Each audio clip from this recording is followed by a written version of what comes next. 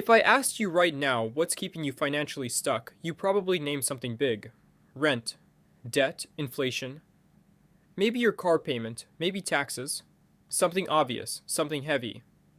But what if the real reason you feel broke isn't big at all? What if it's the tiny things you don't even register? The $12 that doesn't hurt, the $18 that feels whatever, the subscription you forgot existed, the delivery fee you didn't think about, the one click purchase you barely remember making. You don't feel it leaving. And that's exactly why it keeps leaving. Most people don't have a dramatic spending problem. They have an invisible leak problem, and invisible leaks are dangerous because your brain is not built to detect slow erosion. If I took $1,000 from you right now, you'd react instantly. Your heart rate would rise, you'd feel anger, panic, urgency. But if I quietly removed $14 a day for 90 days, you probably wouldn't notice until it was already over $1,200. Your nervous system responds to sharp pain. It ignores gradual decline. Modern spending is designed around gradual decline. And that's why you feel confused more than reckless.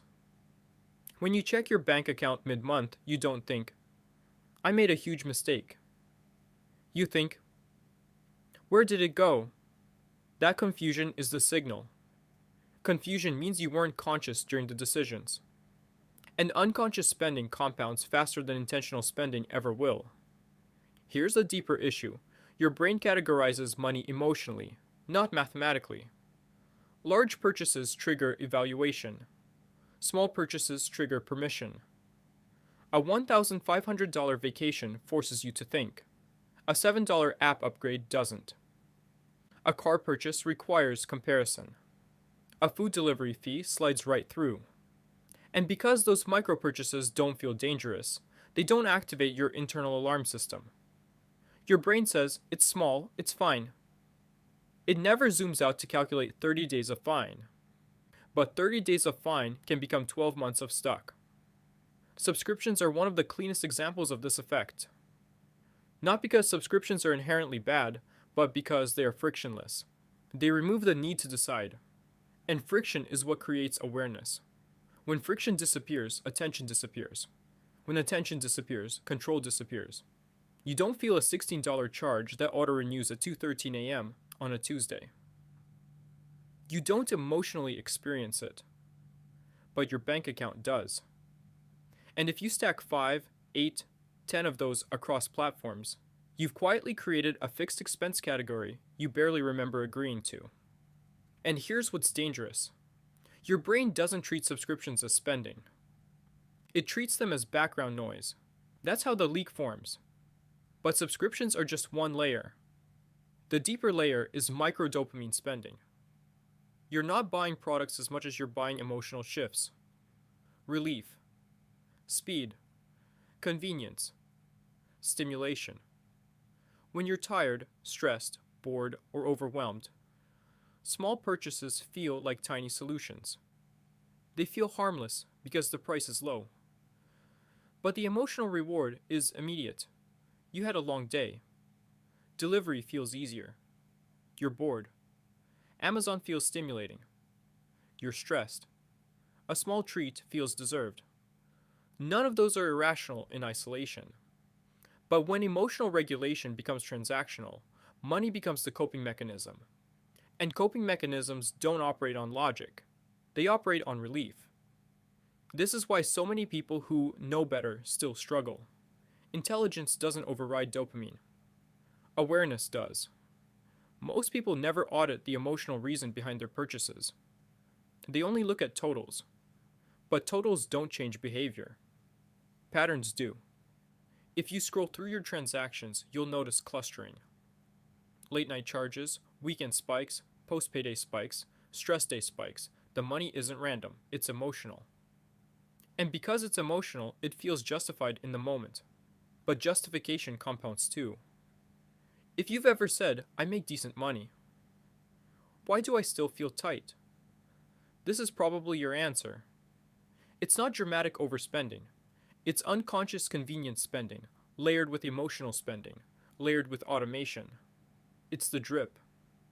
Money rarely disappears in explosions. It disappears in drips. So how do you stop something you barely notice? You don't start with restriction. You start with awareness. The first step is what I call a 30-day leak audit. You pull up your last 30 days of transactions and categorize every single one into 4 groups: survival, growth, convenience, and dopamine. Survival is rent, utilities, groceries. Growth is investing, education, skill building. Convenience is time-saving upgrades. Dopamine is emotional spending. When people do this for the first time, they're rarely ashamed. They're surprised, because what felt small daily becomes significant monthly. $14 doesn't feel destabilizing. $420 does. $9 doesn't feel irresponsible. $270 does. The math was always there. You just never aggregated it. The second step is containment, not elimination. You don't need to remove convenience. You need to cap it. Combined convenience and dopamine spending should not exceed 10% of your take-home pay. That allows comfort without chaos. The moment it exceeds that boundary, it's no longer supporting your life. It's quietly destabilizing it. The third step is friction reintroduction. Delete saved cards. Remove one-click checkout. Turn off non-essential auto-renewals. Manually reapprove subscriptions each month. Friction slows impulse long enough for logic to enter the room. Most emotional purchases cannot survive 24 hours of delay. That's why the 24-hour rule works. Not because it's restrictive, but because emotion cools down faster than logic does. Now here's where it gets interesting. When you plug the leak, you don't just see more money. You feel different. Mid-month anxiety decreases. That subtle background stress, the "I hope I'm okay" feeling, fades. Stability becomes visible. And stability creates a different kind of dopamine. A long-term one. Control is satisfying. Watching your balance stay steady is satisfying. Seeing savings accumulate is satisfying. You stop opening your banking app with fear. You open it with clarity. And clarity is addictive in the healthiest way possible. There's also an identity shift that happens. You stop seeing yourself as someone bad with money. You start seeing yourself as someone intentional with money. And identity drives behavior more than rules ever will. When your identity changes, discipline feels natural instead of forced. The hard truth is this: if you feel broke but cannot point to one large catastrophic decision, it's almost certainly death by 1,000 tiny cuts. And tiny cuts don't require dramatic solutions. They require consistent awareness. You don't need extreme budgeting. You don't need to cancel everything enjoyable. You need to stop being unconscious. Because unconscious spending feels harmless. Until it accumulates, and accumulation doesn't ask for permission. The goal isn't to remove joy from your life. The goal is to make sure your joy isn't quietly costing you your peace. Convenience should support stability, not replace it. Dopamine should enhance your life, not manage your emotions. When you stop the drip, something subtle but powerful happens. You feel ahead instead of behind. And that psychological shift changes how you operate. When you feel ahead, you think long-term. When you feel behind, you think short-term. Most financial mistakes are short-term reactions to feeling behind. Plug the leak and you stop reacting. Money doesn't disappear because you're irresponsible. It disappears because it's designed to. Apps are frictionless. Payments are instant. Marketing is psychological. None of that makes you weak, it makes you human. But once you see it, you can't unsee it. And once you can see it, you can control it. Money doesn't disappear in explosions. It disappears in drips. Find the drip, stop the drip, and you'll finally understand why it was never the big purchases keeping you stuck. It was the ones you never noticed. If this made you rethink how you spend, that's the point.